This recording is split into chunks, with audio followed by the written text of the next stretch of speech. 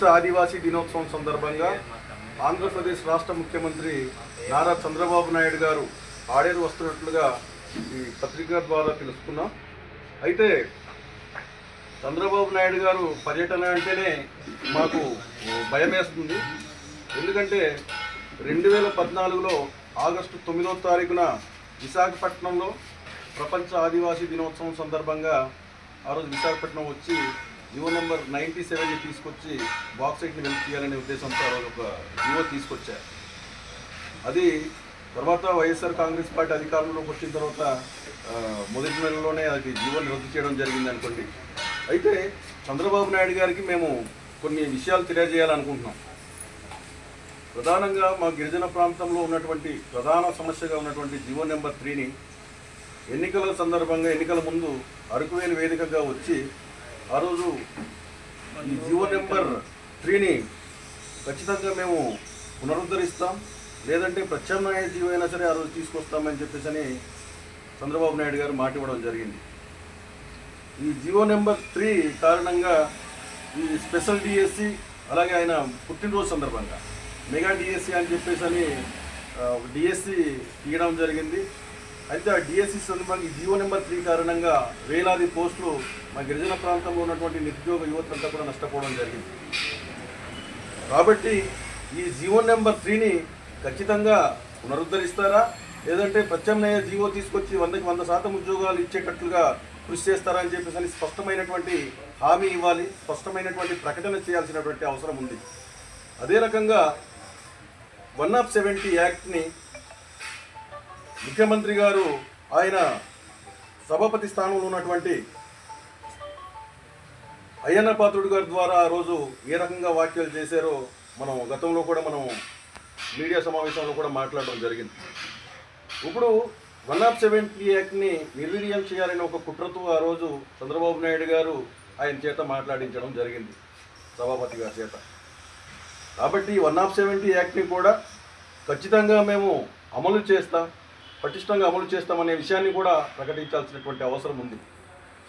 అదే రకంగా గతంలో 14 సంవత్సరాల పాటు ముఖ్యమంత్రిగా ఉన్నటువంటి చంద్రబాబు నాయుడు గారు ఈసారి 15వ సంవత్సరం అంటే 2025 సంవత్సరంలో కూడా మళ్ళీ అధికారం చేపట్టడం జరిగింది ముఖ్యమంత్రిగా. కానీ ఇన్ని సంవత్సరాల పాటు ముఖ్యమంత్రిగా ఉన్నటువంటి చంద్రబాబు నాయుడు గారికి గిరిజన ప్రాంతంలో ఉన్నటువంటి డోలి మోతలు ఎక్కడ కనిపించడం లేదా అని చెప్పేసి మేము అడుగుతున్నాం. గత ప్రభుత్వంలో వైఎస్ఆర్ కాంగ్రెస్ పార్టీ అధికారులు 5 సంవత్సరాల అధికారంలో ఉన్నప్పుడు అనేక మారుమూల గ్రామాల్లో రోడ్లు వేయించి డోలి మోతలు అరికట్టే ప్రయత్నం చేయడం జరిగింది జగన్మోహన్ రెడ్డి గారు. కానీ ఈ 16 సంవత్సరాల పాటు ముఖ్యమంత్రిగా ఉన్నారు, ఇప్పుడు 17 సంవత్సరాలు నడుస్తుంది చంద్రబాబు నాయుడు గారు.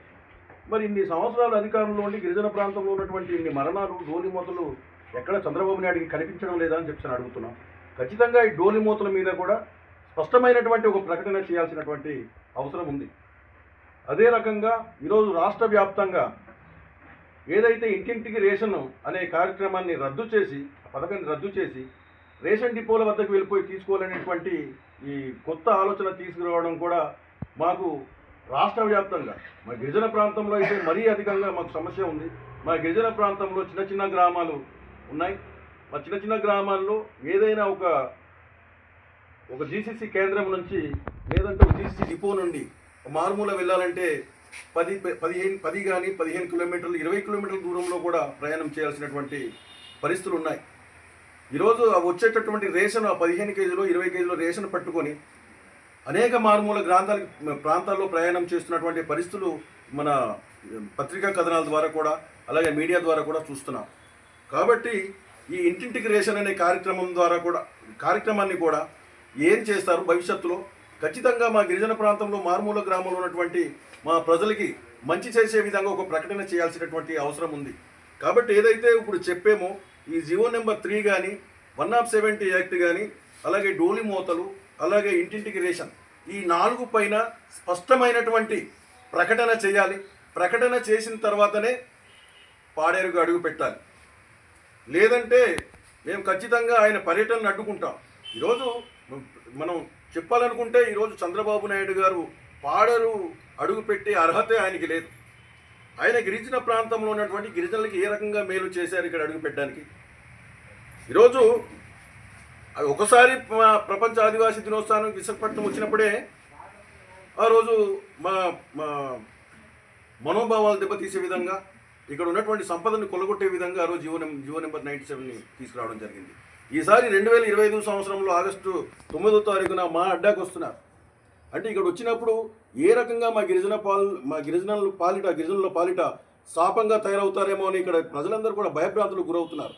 కాబట్టి ఈ చంద్రబాబు నాయుడు గారి పర్యటనని, ఈ ముఖ్యమంత్రి గారి పర్యటనని మేము ఖచ్చితంగా వైఎస్ఆర్ కాంగ్రెస్ పార్టీ మేము అడ్డుకుంటాం. అలాగే మిగతా ప్రజా సంఘాలందరితో కలిసి ఆయన పర్యటనను అడ్డుకుంటామని చెప్పేసి అని కూడా ఈ సందర్భంగా తెలియజేస్తున్నాం. Thank you.